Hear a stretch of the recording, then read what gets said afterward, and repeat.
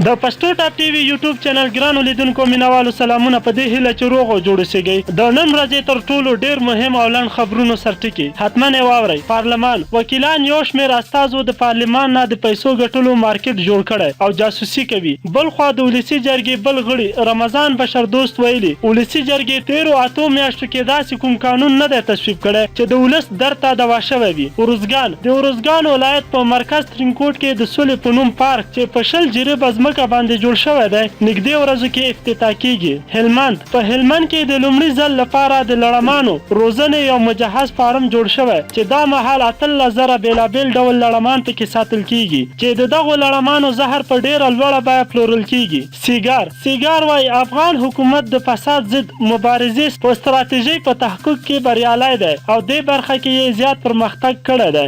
د ملکی هوایي چلند اداره د هیواد د ملکی هوایي چلند ادارې د کورنیو پروازونو لپاره تازه قیمتونه ټاکلي دي. پاکستان پر ډیورن کرښه به د اغزن تار لګولو کار تر 2020 کال پورې بشپړ شي. پاکستان وايي له افغانستان سره پر پوله ډیورن فرضي کرښه باندې به اغزن تار لګولو کار تر 2020 میلادي کال پورې بشپړ شي. علي وزیر هغه څوک چې د ورکو پښتنو پوښتنه کوي موږ یې ملاتړ کوو. د پښتون ژغورنې غورځنګ مخکښ مشر او د پاکستاني پارلمان غړی علي وزیر وايي دوی یوازې د مولانا فضل الرحمن نه بلکې د ټولو هغو کسانو ملاتړ کوي څوک چې د بیدارکه شوو پښتنو پوښتنه کوي.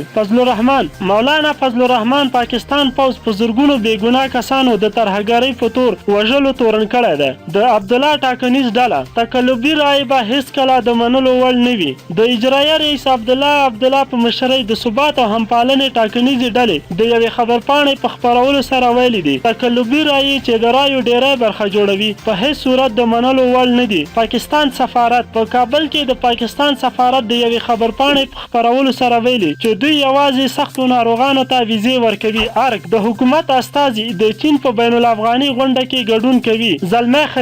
زلمی خلیلزاد په قطر کې له طالبانو سره غیر رسمي خبرې کړې دي. اوس راځو هم له اخرینی خبر ته چې د سپورت له ډګر څخه دی. کرکټ ویسټ انډیز له افغانستان څخه لوبه وګټله. د هند په لکنو کې نن د افغانستان او ویسټ انډیز ترمنځ 50 اوره لوبه وشوه چې پکې افغانستان په 50 اورونو کې 194 منډې وکړې. په دویم میدان کې ویسټ انډیز وکړی شول چې یوازې د 3 وکټو په سوځېدو سره یې 190 منډې جوړې او لوبه له افغانستان څخه په 2 وکټو وګټي. د تازه خبرونو لپاره درسره زموږ د یوټیوب چینل پشتو ټاپ ټي وي همدا اوس سبسکرایب او سره د ګونې نشان وهئ. که ویډیو مو خوښه شوي نو حتما یې درسره لایک او له نورو دوستانو سره مو هم شیر کړئ. خپل نظرونه مو راته د ویډیو لاندې کمنټ کې پرېږدئ. تر بلې ویډیو مو په لوی رب سپارم.